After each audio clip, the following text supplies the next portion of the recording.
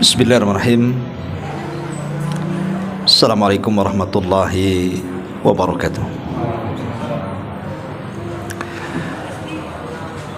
Alhamdulillah, wassalatu wassalamu ala rasulillah wa ala alihi wa sahbihi wa mawalah wa la hawla wa la quwata illa billahi wa ba'du. Alhamdulillah, segala puja dan puji hanya milik Allah subhanahu wa ta'ala. Salawat dan juga iringan salam kita hadiahkan kepada Rasul kita Nabi besar Muhammad sallallahu alaihi wa ala alihi wasallam.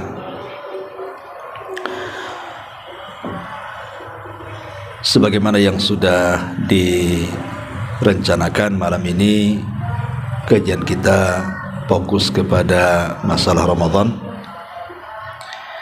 Karena 1-2 hari ini mungkin pemerintah sudah akan menetapkan 1 Ramadan, sehingga sebagai nasihat masuknya Ramadan, maka kajian di malam hari ini kita fokuskan tentang Ramadan. Walaupun mungkin sebagian kita sering mendengar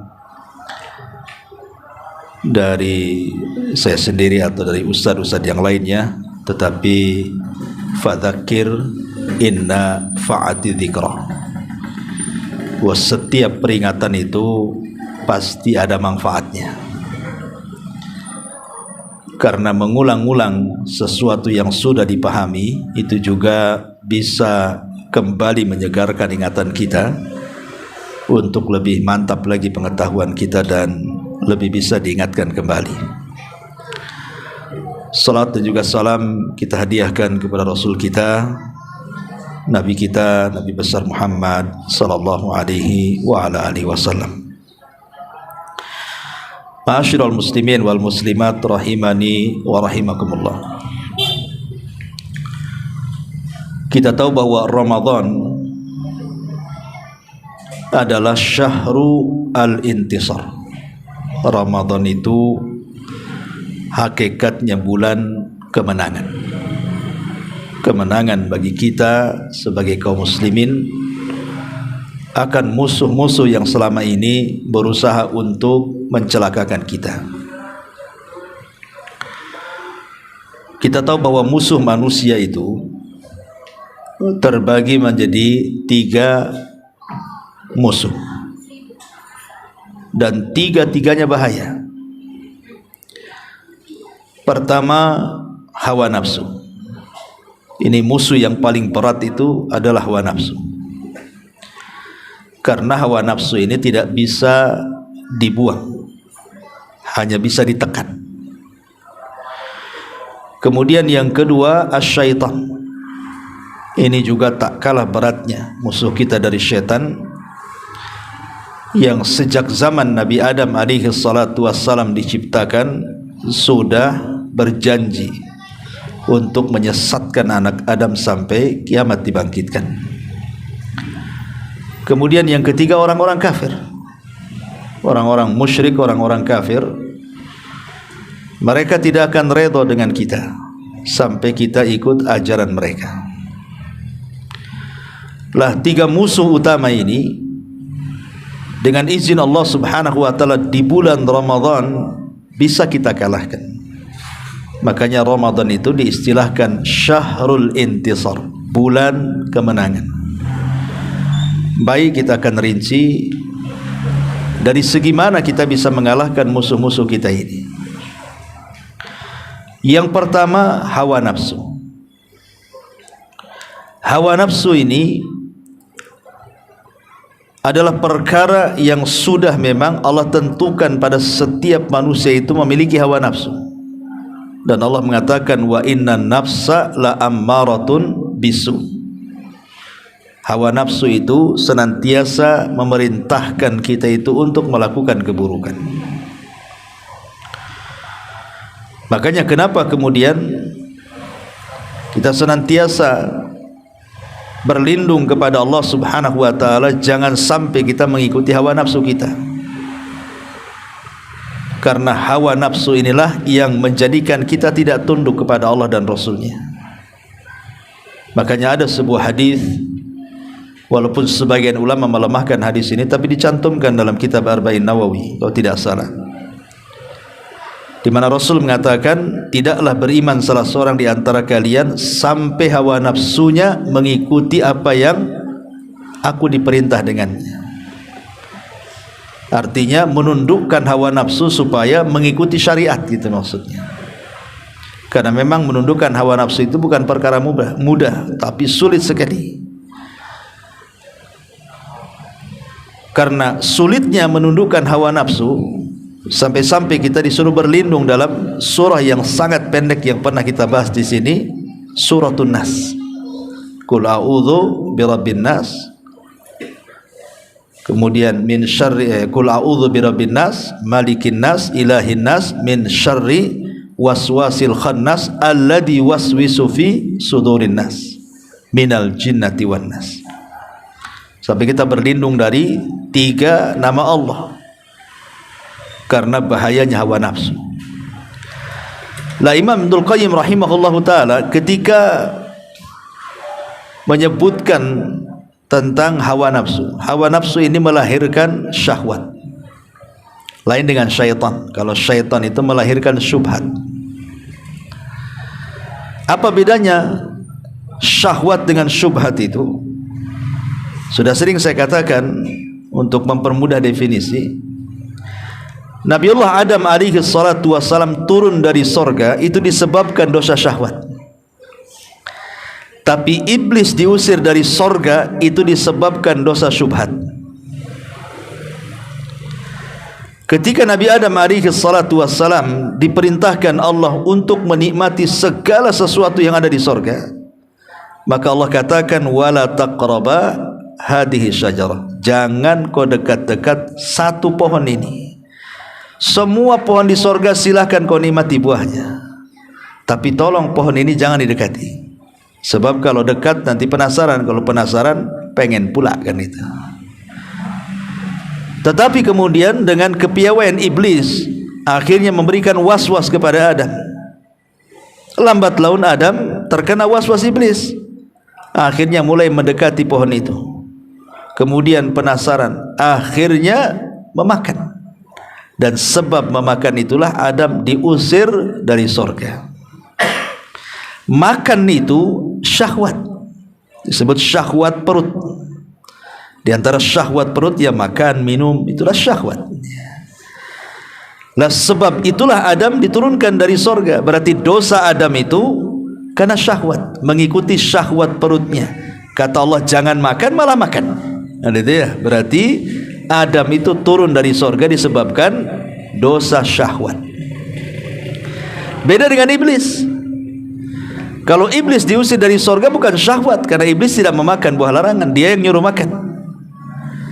Dosa iblis itu karena ketika disuruh oleh Allah untuk sujud tak mau sujud, ngeles pula dia mengatakan kepada Allah, ana khairun minhu khalaqtani min nar wa khalaqtahu min tin. Ya Rabb, saya kan lebih baik daripada Adam, masa yang lebih baik sujud kepada yang tidak baik?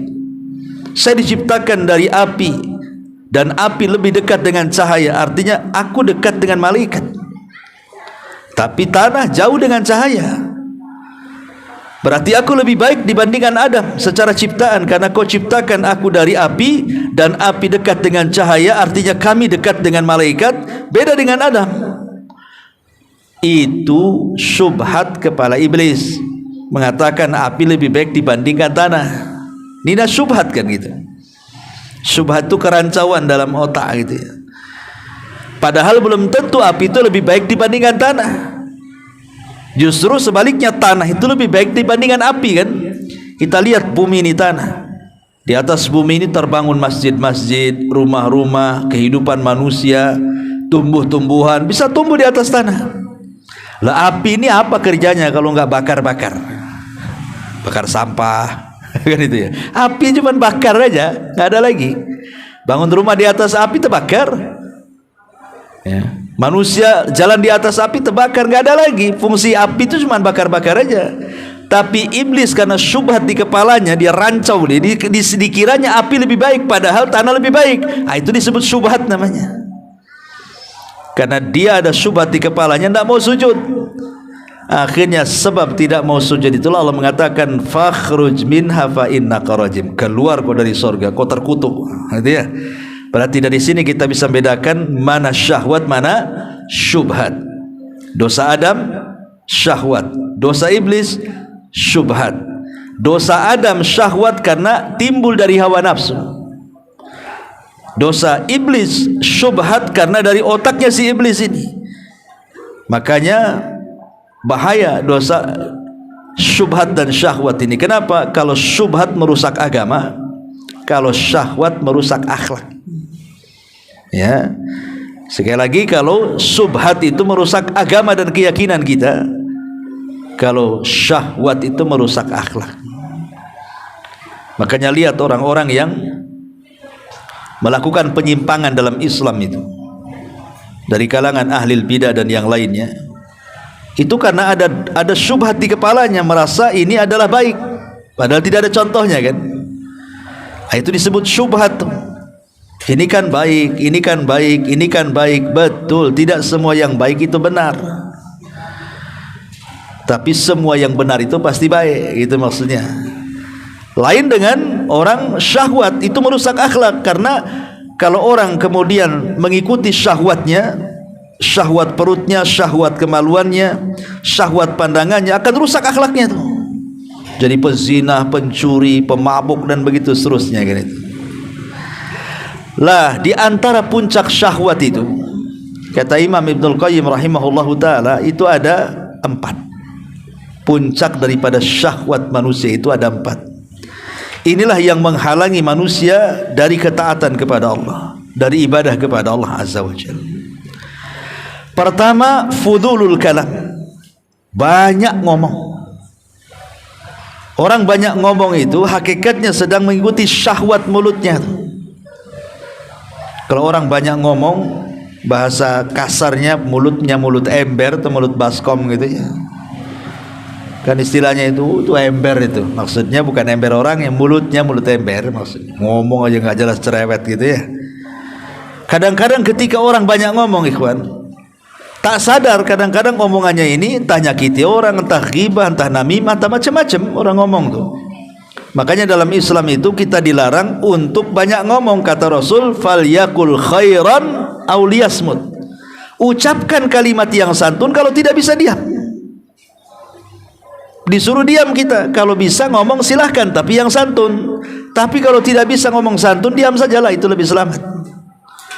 Makanya Rasul mengatakan, man kana yu'minu billahi wal yaumil akhir falyakul khairan aw liyasmut.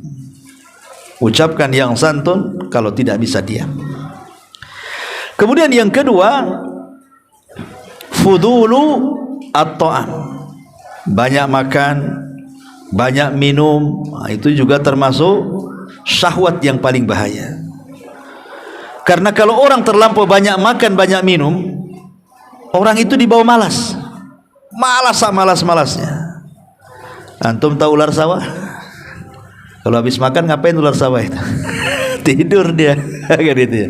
Jangan jadi ular sawah kan itu ya. Karena orang kalau sudah kenyang bawaannya ngantuk, apalagi punya gula, tambah lagi ya. Udah nguap-nguap saja dia. Dan kalau sudah ngantuk tuh malas segalanya. Apalagi Ramadan. Antum nih sudah lapar-lapar nih satu hari kan, dari pagi siang nahan lapar tuh kan. Sore sudah sibuk keliling di pasar kaget, semua dibeli ya, semua gorengan yang digoreng dibeli, semua rebusan yang direbus dibeli gitu ya. Semua minuman yang diracik dibeli.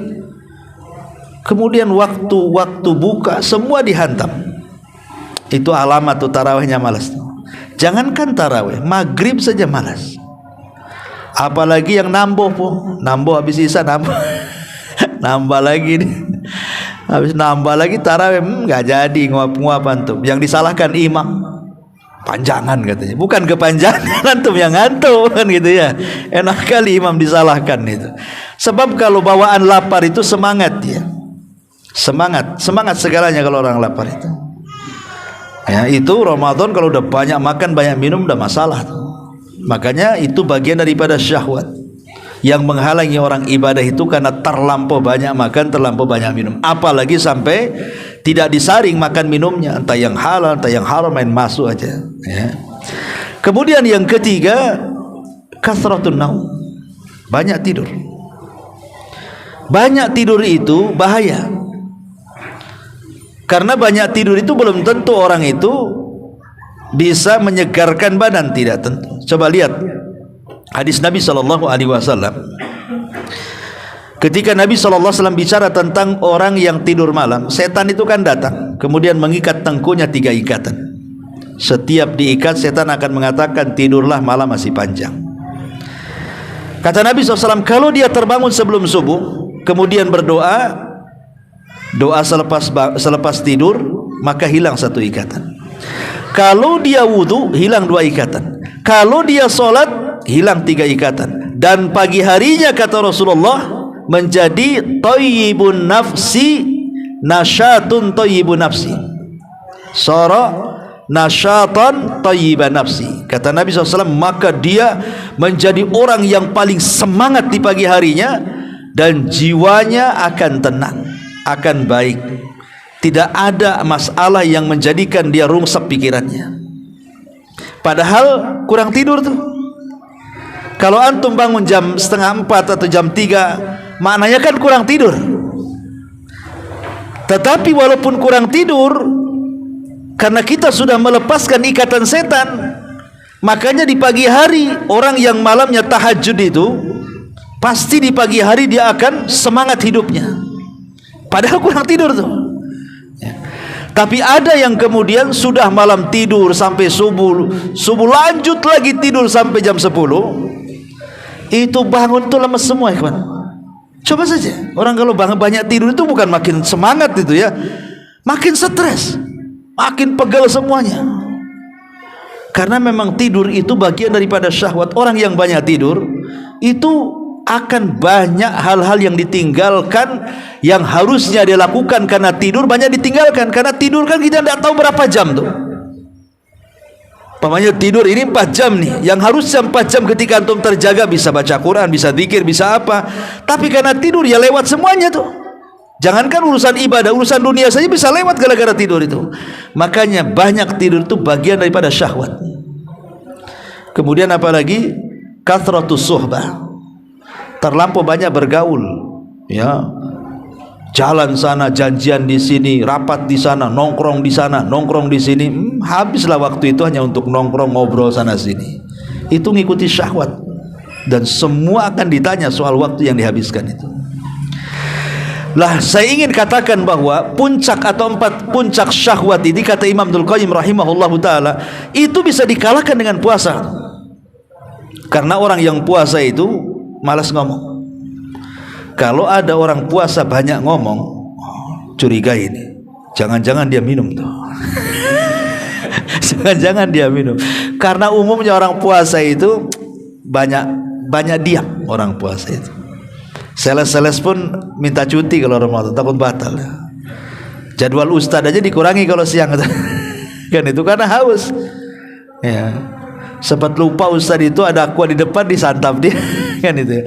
Karena orang puasa itu malas bicara. Sekali lagi karena takut haus. Nah, ini bisa ditekan tuh syahwat ngomongnya tuh.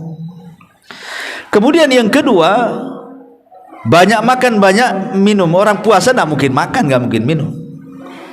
Ya, makanya orang yang puasa itu, kenapa disebut puasa? Karena al-imsak anil muftirat. Dia menahan diri dari hal-hal yang membatalkannya. Salah satunya adalah makan dan minum. Artinya dengan puasa orang terhindar dari syahwat makan, syahwat minum. Karena nggak makan nggak minum orang puasa itu. Ini yang kedua. Yang ketiga, syahwat tidur. Orang puasa itu lapar bawaannya, dan orang lapar biasanya susah tidur. Cuman aneh, ya, di zaman sekarang orang puasa dia pula yang banyak tidurnya. Nggak tahu, kononnya mau menyingkat puasa katanya. Jadi kalau tidur habis subuh, bangun itu zuhur, jadi puasanya mulai jam 1 sampai jam 6, kan tersingkat tuh puasanya. Atau yang lebih parah lagi, kalau habis subuh tidur lagi tuh, habis tidur subuh duhur ini tidur lagi, estafet, bangun asar. Ya, berarti puasanya dari jam 4 ke jam 6 saja, 2 jam aja. Jam 4 dah sibuk ke pasar kaget itu. Ya. Nah, itu katanya ada yang mengatakan bahwa tidur itu menyingkat puasa. Kemudian bawa-bawa hadis lemah pula. Tidurnya orang puasa itu ibadah, katanya. Tidur aja kan. Ini hadis lemah dibawa-bawa sama antum, tidurnya orang puasa ibadah tuh. Ya. Ma'asyiral muslimin yang dimuliakan Allah Azza wa Jalla. Tapi sebenarnya orang puasa itu susah tidur, ya. Kenapa? Kalau seandainya dia normal tidurnya. Kalau malamnya dia tidur normal, ya jam 9 jam 10 sudah tidur. Kemudian jam setengah 4 bangun sahur. Itu siang itu tidak mungkin bisa tidur, orang hamba lapar itu. Enggak akan tidur. Makanya ada istilah bahasa di masyarakat itu, saya ini kalau malam nggak makan Ustaz, tidak bisa tidur saya. Kenapa? Lapar. Ya guling sana guling sini. Tapi kalau sudah makan nggak ada guling-guling lagi tuh. Langsung dap gitu kan, langsung tidur kan, nggak ada aba-aba lagi, nggak ada ngantuk, langsung ngorok. Ya. Artinya bahwa kalau dia tidak menjadikan malam jadi siang, siang jadi malam, insya Allah puasa dia tidak akan dikalahkan dengan tidur. Artinya ada kesempatan bukan hanya untuk ibadah puasa, tapi bisa kita barengi dengan ibadah-ibadah yang lain saat puasa, baca Quran, dzikir, sedekah dan yang lainnya ya. Kemudian yang terakhir, kathratus suhbah, banyaknya bergaul dengan manusia. Kalau di luar puasa antum mau jumpa dengan kawan jam berapa saja antum oke kan?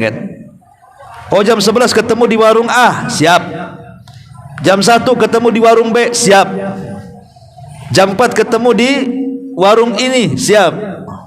Siap semua. Kenapa? Karena nggak ada kepikiran haus lapar. Haus tinggal minum, lapar tinggal makan. Tapi kalau Ramadan antum mau janjian tuh mikir tuh. Kita ketemu yuk di warung mana? Nggak mungkin bilang di warung lagi puasa kan itu ya. Paling tinggi ya di mana lah kan itu kan. Ya, entah di masjid, entah di apa. Males orang itu. Ya, kalau mau ketemuan itu karena apa?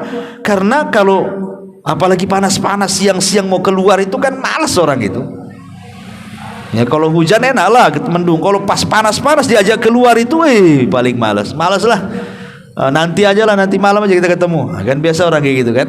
Artinya kathratus suhbah, yang di luar Ramadan bisa kita berjumpa dengan siapapun, ngobrol dengan siapapun. Kalau Ramadan itu terbatas itu, karena takut batal. Lah dari sini kita tahu bahwa syahwat-syahwat ini bisa dikalahkan dengan puasa sebenarnya. Dari sinilah makanya puasa itu syahrul intisar, bulan di mana kita bisa mengalahkan hawa nafsu. Karena orang yang berpuasa itu hawa nafsu bisa dikuasai, tapi orang yang tidak puasa hawa nafsu yang menguasainya. Ini yang pertama. Kemudian musuh yang kedua adalah syaitan. Ini juga berat musuh setan ini.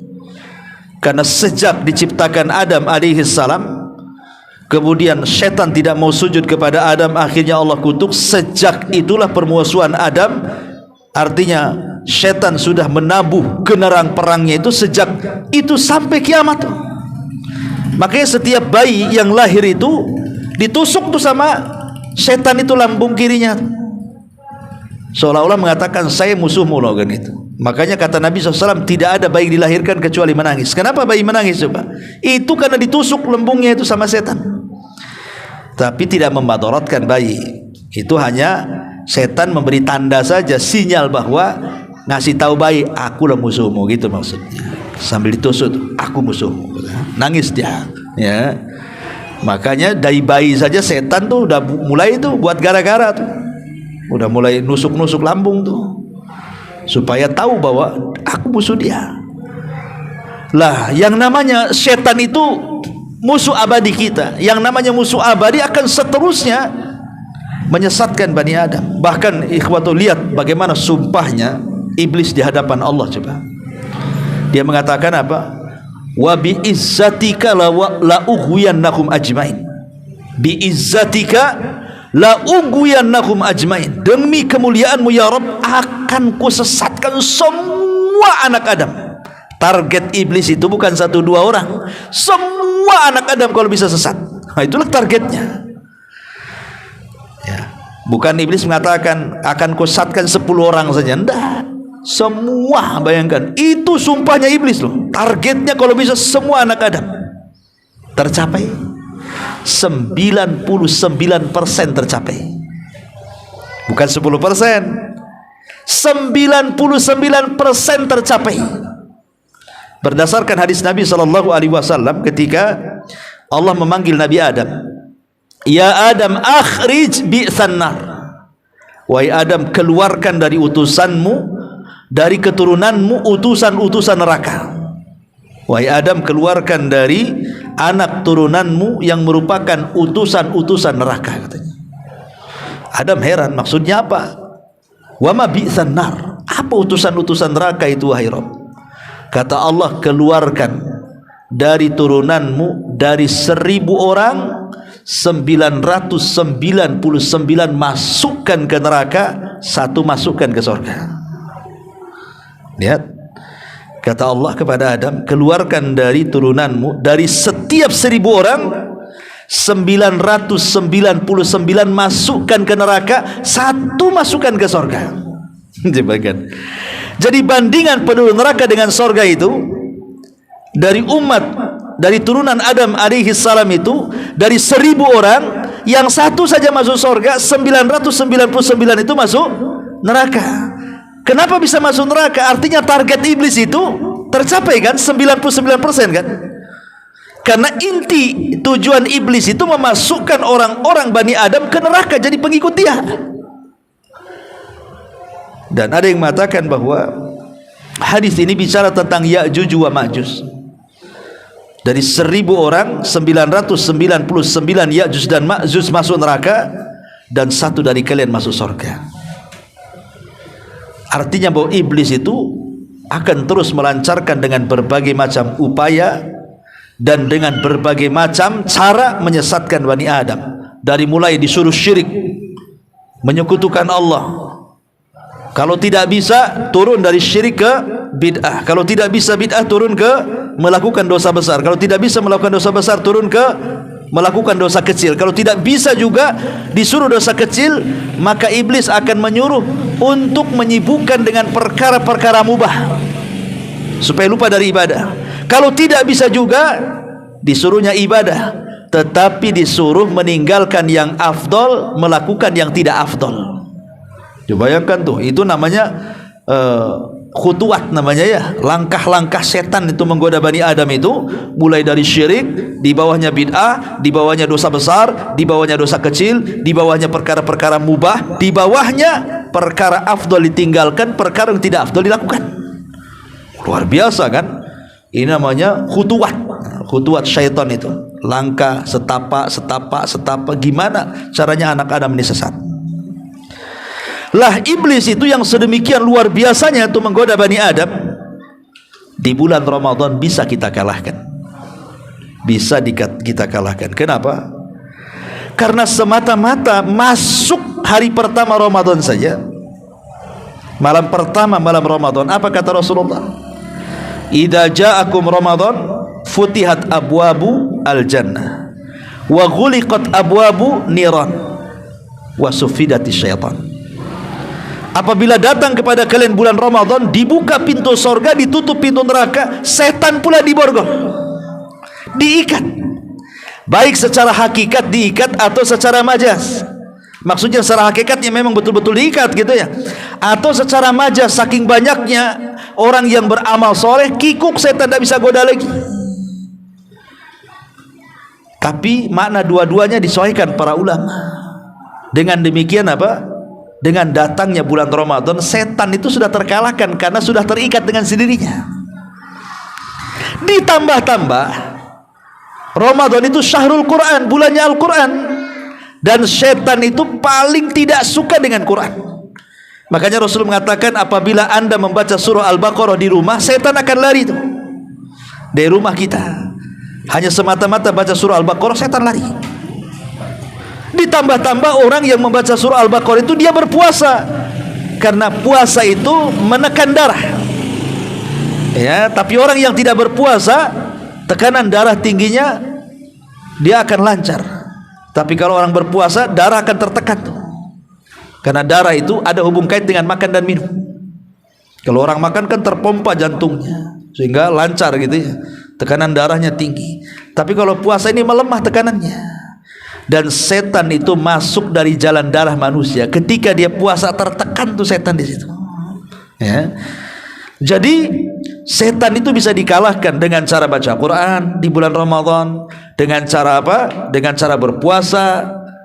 Dan setan juga tidak suka dengan orang yang zikir. Ya. Orang berzikir itu tidak akan diganggu setan. Dan di bulan Ramadan itu syahrul dzikri, bulan orang banyak berzikir kepada Allah Azza wa Jalla.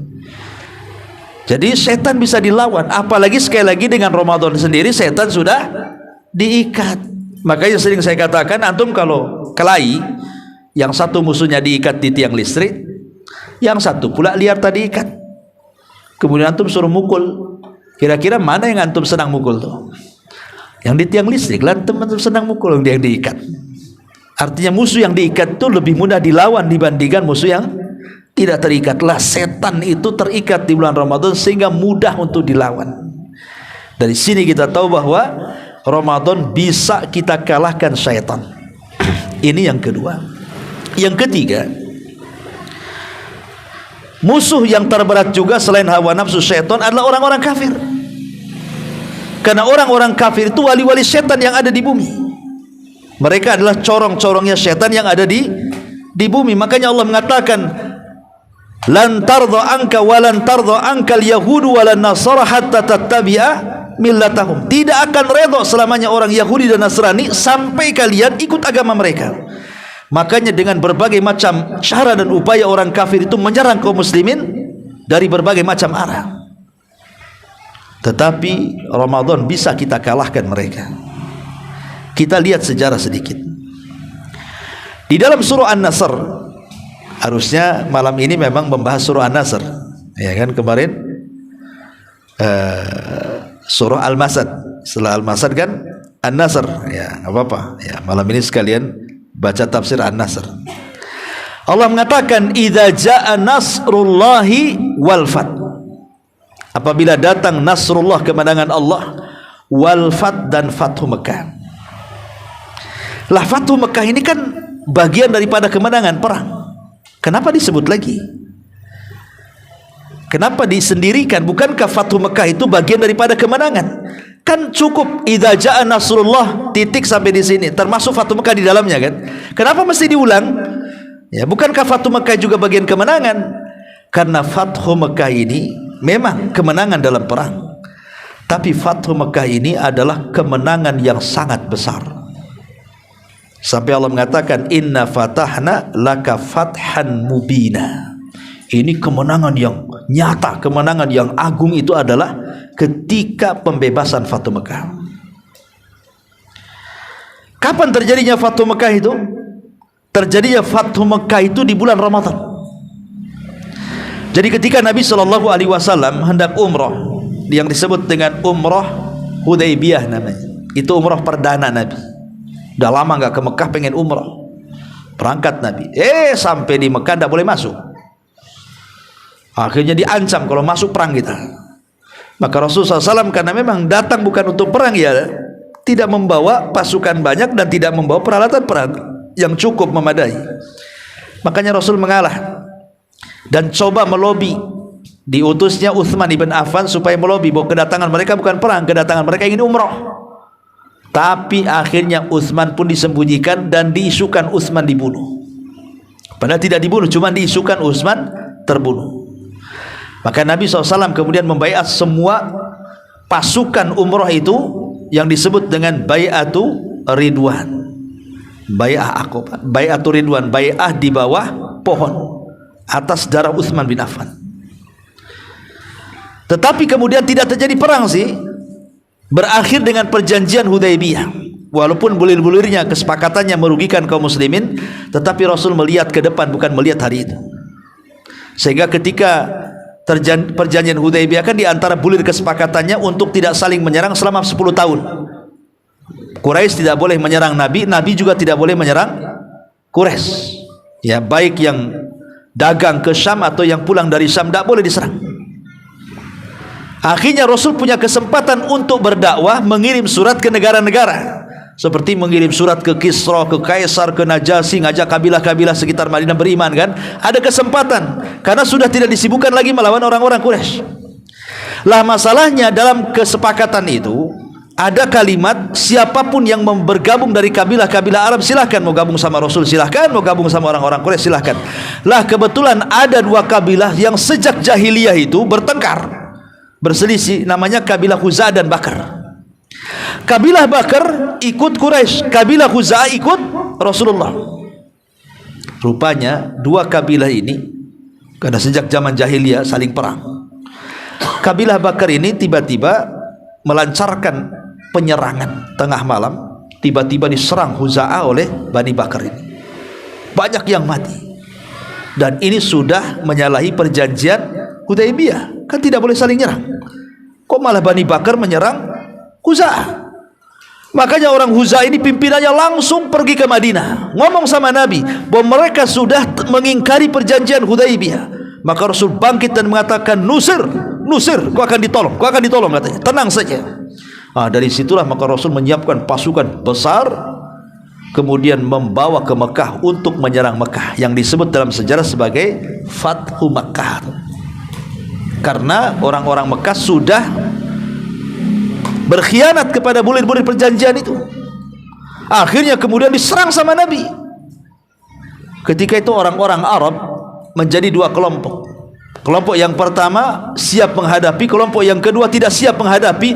Justru mereka akan melihat kalau memang Muhammad itu benar, lihat Muhammad akan menyerang Ka'bah. Kalau memang dia tidak benar, bukan seorang nabi, pasti akan datang burung ababil sebagaimana Abroha dulu diserang, pasti dia akan diserang juga katanya. Setelah Rasul membebaskan kota Mekah, tidak ada burung ababil datang. Tidak ada burung ababil yang menyerang Rasul seperti menyerang Abroha kan. Berarti dari situ yakin bahwa dia seorang nabi. Sejak itulah banyak kabilah-kabilah masuk Islam. Makanya kenapa Allah Subhanahu wa taala sendirikan tentang Fathu Mekah dalam surah An-Nasr ini, idza jaa nasrullahi wal fath. Kenapa? Dampak Fathu Mekah itu besar. Wa ra'aitan nas yadkhuluna fi dinillahi afwaja. Sebab setelah Fathu Mekah itu kau lihat banyak orang-orang yang masuk Islam berbondong-bondong dari semua kabilah. Menunjukkan bahwa Fathu Mekah ini bukan kemenangan biasa, tapi kemenangan besar karena dampaknya banyak orang masuk Islam, gitu maksudnya. Dan Fathu Mekah itu terjadi di bulan Ramadan. Ya kan? Lihat Allah menangkan. Adapun idza jaa nasrullah, pertolongan Allah, maksudnya apa pertolongan Allah di sini? Maksudnya Badar. Dan Badar juga sama terjadi di tanggal 17 bulan Ramadan. Jadi dua peperangan sejarah ini terjadi di bulan Ramadan, baik perang Badar ataupun Fathu Mekah. Kalau perang Badar jelas diabadikan kisahnya dalam Al-Quran di beberapa surah seperti Al-Imran dan juga Al-Anfal gitu kan. Bagaimana Allah Subhanahu wa taala menggambarkan perang besar Badar ini, walaupun pasukannya tidak banyak, hanya 314 orang melawan 1000 orang. Tapi momen perang Badar ini diabadikan karena perang ini disebut Yaumu Talqal Jam'an, perang di mana dua kekuatan berjumpa, dan Allah katakan Yaumul Furqan, hari di mana Allah hendak membedakan mana Hizbullah dan Hizbus Syaitan, mana kelompok Allah dan kelompok syaitan, mana hak dan yang batil. Dibedakan tuh di situ. Makanya di malam hari ketika Nabi SAW hendak perang besoknya itu, sempat Rasul khawatir. Kenapa? Pasukan tak banyak, 314 orang, persenjataan tak cukup, tidak punya pula pengalaman perang, nggak pernah perang sebelumnya masalahnya ya. Sementara tentara musyrik ini 1000 lebih dengan pasukan perang yang lengkap, dengan senjata yang lengkap, dengan kuda yang lengkap. Ini berat nih. Makanya Nabi berdoa di malam itu dan mengatakan, Allahumma intahlik hadil isabah falan tu'bad abada. Ya Allah, kalau kau hancurkan kelompok yang sedikit ini, habislah kami, kau tidak akan ada lagi yang nyembah di permukaan bumi katanya. Tapi Allah Subhanahu wa taala mendengar keinginan Rasul. Malam itu ditunjukkan 1000 malaikat turun. Sehingga Rasul mengatakan kepada Abu Bakar, absyir ya Abu Bakar, bahagialah wahai Abu Bakar, malam ini lihat Allah turunkan 1000 malaikat. Keesokan harinya Allah tambah lagi 3000 malaikat. Ketika betul-betul perang berkecamuk, Allah tambah 5000 malaikat bi khamsati alafin milal malaikati murdifin. Allah turunkan 5000 malaikat dipimpin Jibril. Bayangkan, yang tadinya 1000 lebih lawan 314, sekarang terbalik, pasukan kaum muslimin lebih banyak, Berarti 5.000 malaikat plus 314 orang lawan 1.000. Ya siapa yang menang lawan tentara malaikat? Gak akan ada yang menang lah. Makanya perang ini perang kemenangan. Kenapa? Karena sebelum perang Rasul sudah diberi wahyu tentang kematian-kematian para pembesar Quraisy. Bahkan letak di mana matinya Rasul dikasih tahu. Nih Abu Jahal sebelah sini mati.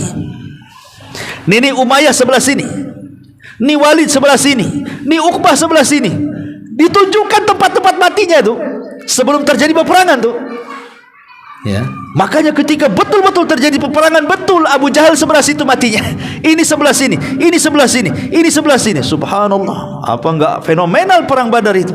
Sampai letak-letak kematiannya Allah kasih tahu. Bukan hanya turun malaikat saja, sampai kematian tokoh-tokoh Quraisy itu habis di perang Badar. Kenapa? Karena semua tokohnya terlibat masalahnya. Yang selamat itu Abi Sufyan saja, nasib baik dia tidak mati. Ya. Makanya kenapa disebut perang luar biasa perang Badar itu? Karena membinasakan semua tokoh-tokoh besar Quraisy yang selama Rasul 13 tahun berdakwah di kota Mekah, mereka lah provokatornya dan mereka lah eksekutornya. Ya, sehingga Allah balas di perang Badar. Dan perang Badar itu terjadi kapan? 17 Ramadan. Bayangkan kan? Dua perang besar ini mengalahkan musuh-musuhnya. Dan tidak ada dalam sejarah Islam perang yang dilakukan di bulan Ramadan kala. Salahuddin Al-Ayyubi membebaskan Baitul Maqdis kapan? Ramadan. Menang. Ya. Karena Ramadan itu adalah syahrul intisar, bulan kemenangan. Yang ingin saya katakan, kenapa saya ingin satu poin ini saya perpanjang? Karena bulan Ramadan adalah bulan kemenangan. Karena jihadnya kaum muslimin, maka jangan pernah malas di bulan Ramadan. Kalau dulu para sahabat perang di bulan Ramadan, perang melawan setan, melawan hawa nafsu, bahkan melawan musuh-musuh Islam, orang-orang kafir. Berarti kan semangat tuh. Sampai Ramadan mereka sedang puasa loh. Perang Badar itu para sahabat puasa. Tapi mereka dimenangkan gitu ya. Saat puasa dimenangkan. Saat puasa berjihad. Harusnya kita juga saat puasa kita tidak perang kan. Cuman kita melawan hawa nafsu dan setan saja. Makanya beristihadlah di bulan Ramadan. Saat puasa itu perbanyak ibadah yang lainnya. Ini enggak saat puasa loyo. Jihadnya enggak ada. Padahal setan sudah diikat loh ya. Pintu surga sudah dibuka, pintu neraka ditutup. Coba bayangkan, setan diborgol, pintu langit dibuka. Kok masih malas nih? Gimana ceritanya? Ya memang itu malas bawaan sebelum Ramadan itu. Memang antum udah malas, ya malas aja, mau masuk bulan mana saja tetap malas gitu. Padahal Ramadan itu bulan pertolongan. Semangatlah, berbahagialah di bulan Ramadan ini. Wallahu a'lam bishawab. Saya kira satu poin saja ya. Bulan Ramadan, bulan kemenangan. Silakan sebelum saya tutup, kalau ada yang bertanya silakan.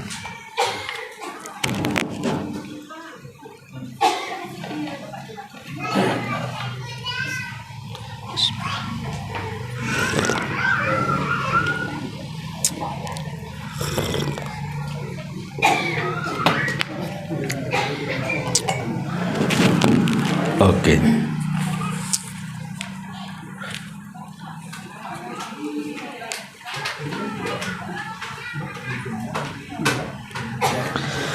Assalamualaikum Ustaz. Waalaikumsalam.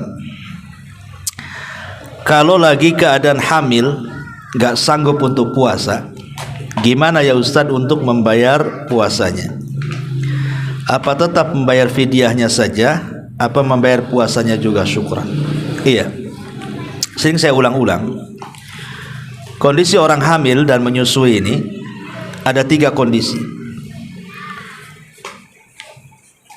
Kondisi yang pertama, kondisi sehat. Jadi ada orang hamil itu sehat, kalau dia puasa nggak ada masalah, janinnya juga nggak masalah, atau dianya puasa nggak masalah, bayi yang disusunya tidak ada masalah. Maka yang seperti ini tidak boleh dibatalkan. Nggak ada masalah, ngapain dibatalkan? Wajib puasa. Ya. Kondisi yang kedua, kalau seandainya dia lemah, orang yang hamil atau yang menyusui itu lemah, dia khawatir kalau puasa. Dan kekhawatiran orang yang puasa ini bukan hanya khawatir kepada dirinya, tapi kepada janinnya juga, atau kepada bayi yang disusuinya. Maka dua kondisi ini, baik khawatir kepada dirinya, tidak khawatir kepada janinnya kemudian dia batal, atau khawatir kepada dirinya dan juga kepada janinnya dia batal, maka dua kondisi ini cukup cukup qadha, tidak fidyah. Qadha, tidak ada fidyah. Ya. Kemudian kondisi yang ketiga ini jadi khilaf ulama.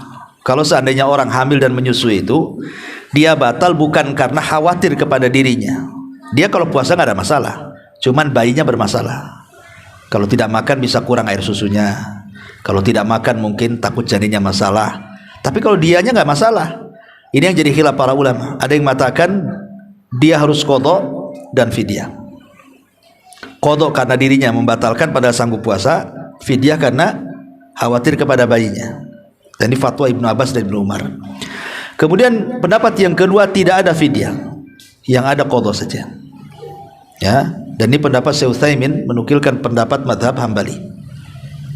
Tapi ada yang mengatakan bahwa kondisi kalau dia batal bukan karena takut kepada dirinya tapi kepada takut janinnya, maka tidak ada qadha, yang ada fidyah saja. Tapi pendapat ini lemah. Pendapat ini lemah wallahu alam, karena riwayatnya lemah, sehingga cuma ada dua kemungkinan, qadha saja atau qadha dengan fidyah. Jadi qadha tetap Bu ya. Kalau yang takut kepada janinnya, bukan takut kepada dirinya. Ya, tapi kalau takut kepada dirinya, sepakat ulama qadha saja, tidak ada fidyah. Jadi tetap Bu mengqadha. Ustaz gimana nih, tahun kemarin hamil, habis itu menyusui, toto hamil lagi, nyusui lagi, hamil lagi, mau tiap tahun kan itu ya. Ya kan pasti ada preinya lah, nggak mungkin kan gitu terus. Ya mau berapa anak, mau buat kesebelasan kan itu. Kan pasti ada lah cuti-cutinya, ya kan. Nah saat ibu sudah pemanya 3 tahun berturut-turut seperti itu, kan ke-4 tahunnya nggak seperti itu. Ada kesempatan puasa, ini kesempatan ibu qadha Ramadan. Ya, ini usah dikumpulkan banyak sekali ya, tidak apa-apa kan, sekali ibadah kan itu. Puasa kan pahalanya besar. Ya, wallahu a'lam. Tapi bagaimanapun asal qadha ya, setiap tahun ini batal ya langsung qadha, jangan sampai nunggu tahun depan, tidak boleh. Tahun depan harus istighfar. Yang kedua, assalamualaikum Ustaz. Waalaikumsalam. Izin bertanya, sholat tarawih bagi wanita lebih baik di rumah atau di masjid? Lihat. Ya pada asalnya lebih baik di rumah. Tapi kalau ingin ke masjid nggak apa-apa. Mungkin karena ingin lebih khusyuk di tarawih, kayaknya kalau di rumah ini banyak gangguan. Yang kedua tak punya hafalan. Ya, asy 3 kul itu diulang-ulang. Ya. Maka nggak apa-apa. Apalagi masjidnya nggak jauh dari rumahnya. Ya, rame-rame dengan tetangga, imamnya bagus, kemudian juga ada kultumnya, bisa cari ilmu di situ, membayangkan, ya nggak apa-apa ke masjid, karena tidak ada larangan wanita itu ke masjid. La tamna'u ima Allah masajid Allah, kata Rasul. Jangan kau larang wanita-wanita kalian apabila hendak sholat di masjid, nggak masalah. Ya tengok kondisi, kadang-kadang di masjid lebih baik gitu ya. Tapi hukum asal wanita sholat di rumah lebih baik. Tapi terkadang ada yang mendorong di masjid terkadang lebih baik. Contoh umpamanya tadi ketika tarawih kan rame-rame lebih khusyuk, imamnya juga bagus. Kalau di rumah banyak gangguan itu dan begitu seterusnya. Apalagi tidak punya hafalan. Ya sebaiknya kalau bisa ke masjid saja supaya lebih khusyuk. Tapi kalau di rumah nggak apa-apa, karena itu asal sholat wanita di rumah. Afwan Ustaz mau bertanya, apa hukum seorang istri tanpa izin suami berbohong tentang kebaikan, contohnya seperti bersedekah? Apakah itu termasuk dosa Ustaz? Saya belum paham nih, apa hukum seorang istri tanpa izin seorang suami berbohong tentang kebaikan, contohnya seperti bersedekah, apakah itu termasuk dosa? Bohong ini dibolehkan dalam 3 kondisi. Bohong itu dibolehkan dalam 3 kondisi. Pertama, saat melindungi jiwanya seorang muslim. Ada orang muslim mau dibunuh orang kafir, sembunyi pula di rumah kita. Ini si kafir dia bawa golok nih, nampak gak si anu? Nggak ada, padahal ada di rumah kita. Kan bohong tuh untuk menjaga jiwa seorang muslim. Ini satu. Ya, ini bohong yang dibolehkan seperti ini. Yang kedua, bohong yang dibolehkan adalah untuk tauriyah. Tauriyah itu maksudnya dalam kondisi-kondisi terpaksa. Dulu di zaman Imam Ahmad, itu kan terjadi khalqul Quran, di mana para ulama ahli sunnah disiksa kalau tidak mengatakan Quran makhluk. Jadi terpaksalah sebagian mereka tauriyah. Tauriyah itu berbohong sebenarnya. Kalau dikatakan Quran makhluk atau enggak, kalau dia bilang makhluk, lepas. Karena itu akidah Mu'tazilah, karena pemerintahnya kan Mu'tazilah, mengatakan Quran makhluk. Tapi kalau dia mengatakan oh bukan, Quran bukan makhluk, ditangkap. Akhirnya sebagian ulama berbohong dengan cara apa? Tauriyah. Dengan cara menghitung kitab-kitab langit. Adapun Taurat, Zabur, Injil, Quran, Suhuf makhluk. Maksudnya makhluk itu tangannya. Gitu maksudnya. Dia mengatakan yang makhluk itu tangannya, nih jarinya yang makhluk. Nah, cuman disebutkan Taurat, Zabur, Injil, Quran, Suhuf makhluk. Ini loh yang makhluk, maksudnya tangannya bukan itunya. Akan tauriyah itu kan. Ya. Sama dengan Ibrahim ketika berbohong. Kau ya yang menghancurkan patung itu. Kan palunya kan ada di patung yang paling besar. Kata Ibrahim, bal fa'alahu kabiruhum hadza. Sambil jempolnya nunjuk patung. Bal fa'alahu kabiruhum hadza, yang melakukan itu katanya. Padahal dimaksud jempolnya, bukan patungnya. Ya, kata Ibrahim tuh, ini loh yang melakukannya, tapi ditunjuk ke patung, kan bohong juga tuh. Ya. Kenapa Ibrahim mengatakan yang melakukan jempolnya tapi ditunjuk ke patung? Karena orang kalau megang sesuatu kalau nggak ada jempol nggak kuat. Ini namanya gagang palu, antum pegang gini mana kuat, tapi antum kalau begini kuat kan? Nah, jempol ini yang menguatkan, kata Ibrahim. Padahal Ibrahim itu maksudnya jempolnya yang kurang ajar. Ini loh jempol saya yang melakukan maksudnya, tapi ditunjukkan ke patung. Itu namanya tauriyah, bohong juga kan? Nah, kalau untuk tauriyah dibolehkan. Nah, kemudian berbohong untuk apa lagi? Suami istri berbohong nggak apa-apa. Suami istri berbohong nggak apa-apa. Ya, dalam rangka untuk supaya ada kebaikan. Ya, umpamanya suami berbohong kepada istri. Istri ini udah pakai bedak ya kan, cantik bang, cantik kali. Padahal bedaknya itu kayak ini, kayak di jalan-jalan tuh yang silver tuh. Bodoh semua gitu ya, pakai tepung terigu. Cantik bang, cantik, masya Allah, cantik, ya kan? Pakai lipstik merah-merah kan itu, cantik bang, oh manis kan itu, nggak apa-apa. Ya, padahal ke dalam hatinya itu, aduh kacau ini gitu, tebal kali kan, gitu. Nggak apa-apa, itu bohong nggak ada masalah.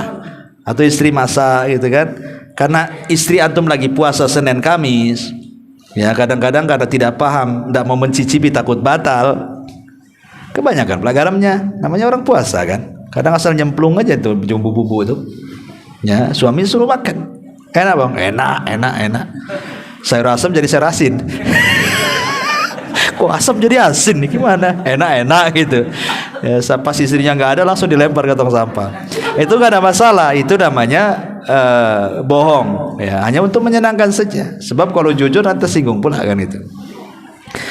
Ya, bohong yang seperti ini apa-apa. Kalau untuk memperbaiki rumah tangga ya, seperti tadi berbohong untuk sedekah. Kalau untuk kebaikan nggak apa-apa. Ibu ini umpamanya dikasih sama suami buang belanja agak banyak lah. Mainnya bulanannya 2 juta. Tapi habisnya 1,5 juta. Sambil ibu kumpulin rupanya setiap hari mungkin 10.000, 20.000 gitu ya. Sisa belanjanya suami tidak tahu. Tapi kan suami enjoy saja. Ya, karena biasa dikasih segitu cukup. Rupanya karena kehematan ibu bisa lebih. Nah, yang lebihnya kemudian ditabung. Kan suami tidak tahu. Ibu bersedekah dengan lebihnya itu. Ya tidak masalah. Ya. Enggak ada masalah gitu ya. Ini yang ketiga. Yang keempat ada namanya bohong untuk islah. Islah itu maksudnya kalau ada orang bertengkar nih. Nah, saya ngomong kepada pemain antum, si A bertengkar dengan si B nih. Saya ini sebagai penengahnya. Saya datang. Ngobrol. Saya tadi ketemu loh sama si Anu yang katanya antum benci sama antum. Enggak juga lah. Dia muji-muji antum. Padahal tidak pernah muji. Ya. Nanti datang lagi ke musuhnya. Tadi saya ketemu tuh sama musuh antum itu. Saya kira dia sangat benci sama antum? Enggak juga lah. Dia kalau saya singgung antum di depan dia baik-baik, dia muji-muji antum juga. Nah, itu kan bohong kan? Tapi kan intinya untuk mengislah kan? Nah, yang benar iya dia muji-muji antum. Oh enggak, kemarin maki-maki, enggak ya kemarin, tadi baru muji kan? Itu bohong lah. Tapi kan untuk ngakur kan nggak apa-apa. Supaya intinya kan akur. Intinya akur. Nah, itu berbohong seperti ini boleh. Atau yang terakhir bohong dalam peperangan. Ya, karena perang itu intinya menang. Nggak apa-apa, bohongi musuh nggak apa-apa. Karena intinya menang. Buat ranjau orang musuh nggak tahu, ya kalau dikasih tahu ranjaunya nggak masuk lah musuhnya. Udah tahu ada ranjaunya di situ, bohong nggak masalah. Ya sombong dalam perang aja nggak apa-apa. Ali kan sombong di depan musuhnya, di depan siapa itu musuhnya ketika perang Khaybar itu. Marhab, ada orang Yahudi namanya Marhab, itu kalau gulat tidak pernah terkalahkan. Dan perang di zaman itu, sebelum perang ada mubarazah, namanya mubarazah itu adu tanding, mana jagoanmu nih jagoanku. Baru setelah adu jagoan baru perang. Zaman dulu kan gitu kalau perang. Jadi biasanya Ali ini selalu jadi jagoannya kaum muslimin. Lah dalam perang Khaybar, Marhab keluar, Ali juga keluar. Ali sombong dia. Ya. Kata Ali apa? Ana alladhi sammatni ummi Haidarah. Dia mengatakan ana alladhi sammatni ummi Haidarah. Saya orang yang dikasih nama ibuku macan hutan. Aku macan hutan katanya. Kalaisi ghabatin karihim mandara. Semua hewan takut kepadaku katanya. Sombong dia di hadapan musuhnya. Enggak apa-apa dalam peperangan sombong. Untuk mengedonkan lawan. Ya makanya lihat kalau orang tawuran tuh antar preman kan gertak-gertakan tuh ya. Supaya ngedon tuh. Jadi sebelum kelahi sudah kalah dulu mental jadi gertak. Kayak itu enggak apa-apa. Sombong-sombongan tuh gertak lawan kan. Sama dengan berbohong dalam peperangan enggak apa-apa. Tapi asal bohong itu tak boleh. Ini kan dalam kondisi-kondisi tertentu saja bohong dibolehkan. Wallahu a'lam. Kemudian yang selanjutnya Ustaz mohon solusinya, anak dan suami yang sering berselisih pendapat tentang pendidikan anak, terutama tentang sekolah anak. Apa ini? Anak maunya anak, terutama anak perempuan setelah tamat SD mau sekolah sunnah di Batam aja, tetapi sedangkan suami maunya anak sekolah sunnah tapi beda kota sama orang tuanya dengan dalih mencari sekolah terbaik buat anak. Anak seorang ibu belum bisa melepaskan anak di usia segitu, tapi kalau SMA silahkan, mohon nasihatnya. Salah tidak cara pemikiran anak Ustaz? Ya bismillah, alhamdulillah. Ya rundingkan saja. Kadang-kadang gini ya, lihat masalah dan madarat juga. Kadang-kadang anak kalau dekat dengan ibu atau dengan orang tua, satu sisi dia ada kebaikannya, orang tua bisa ngontrol. Tapi sisi lain dihadapkan dengan pergaulan kawan-kawannya. Tapi kalau jauh, namanya jauh kan, kekhawatiran orang tua sudah jelas ada. Bisa saja mungkin anak ini di pondoknya dapat kawan yang jelek, kabur dan begitu seterusnya gitu ya. Ada plus dan ibaratnya ada positif negatifnya lah. Ya, saya kira kalau ini kan masalah intinya kan sama, ini tujuannya sama, menyekolahkan anak di sekolah sunnah, intinya sama, baik si bapak atau si ibu sama, intinya anak disekolahkan di pondok yang sunnah, selesai. Cuman berbeda pendapat antara jauh dan dekat saja kan. Ya, ini kan perbedaan meteran ini. Perbedaan meteran. Ini 1 meter nih 3 meter gitu.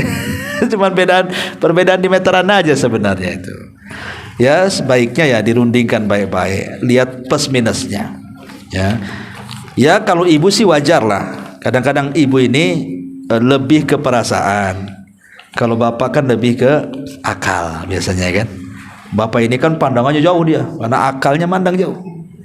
Kalau ibu kan mandangnya dekat, gitu ya, maunya dekat. Anak-anak pun kalau bisa dekat, karena ikut perasaan, ibu ya. Jadi sebaiknya dirundingkan baik-baik. Kalau memang ibu maunya 5 meter, gitu ya, kemudian bapak mau 10 meter, ambil tengah-tengahnya aja, 7 meter. Gitu ya, ambil tengah-tengahnya kan. Jadi bapak tidak jauh kali, ibu pula tidak dekat kali, gitu ya. Umpamanya nih, ini bapak Pekanbaru, ibu mau di Batam. pinang saja kan. kan selesai tuh, ambil tengah-tengah lah ya kan, apa pula sibuk. Wallahu a'lam. Ya, saya kira cukup. Subhanakallah bihamdika asyhadu an la ilaha illa anta astaghfiruka wa atubu ilaik. Wallahu ta'ala alam. Assalamualaikum warahmatullahi wabarakatuh.